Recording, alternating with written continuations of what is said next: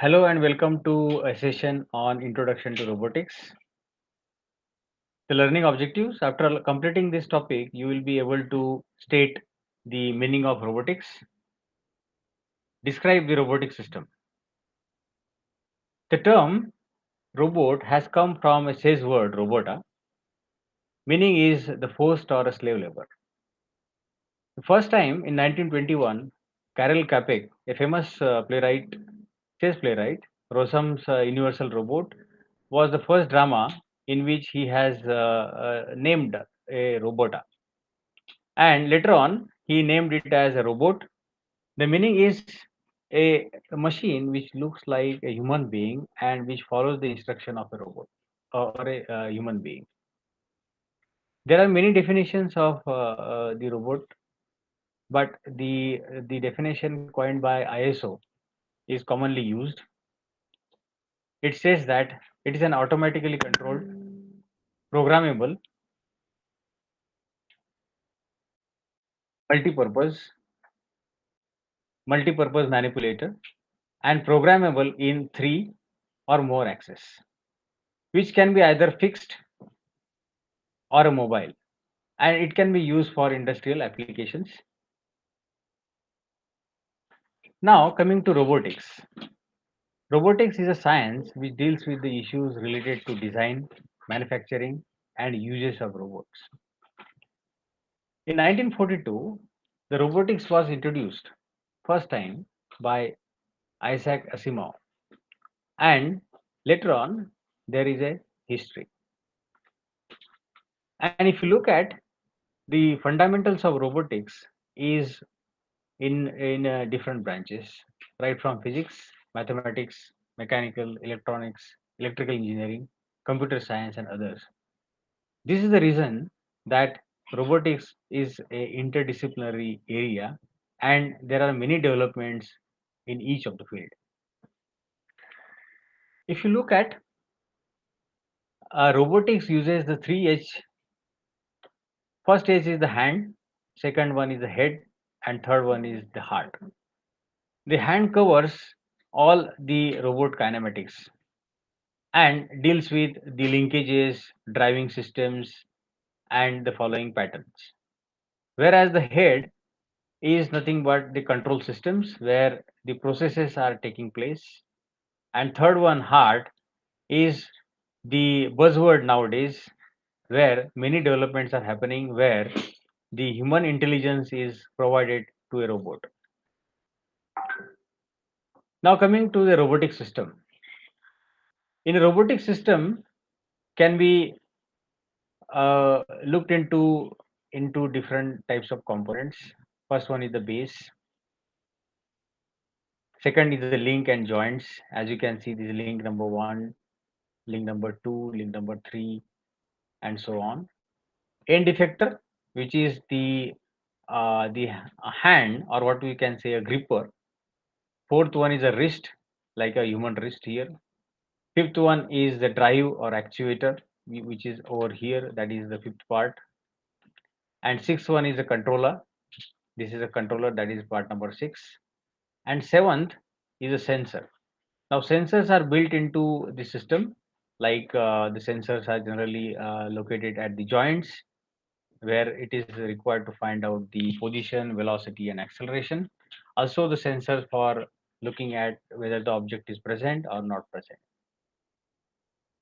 Now, to have a more detailed view of a robotic system, there are three types of subsystem. One is a motion subsystem, which takes care of the linkages, the driving system.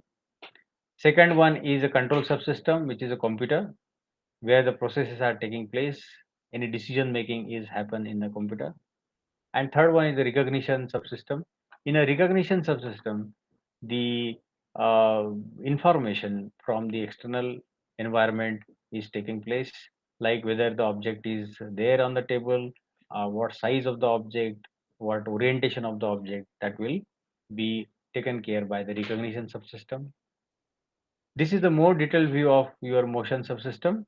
This is a Puma robot used for many applications. As you can see here, There are linkages like link 0, which is the base, link 1, which is over here, and a joint, which is the connected over here.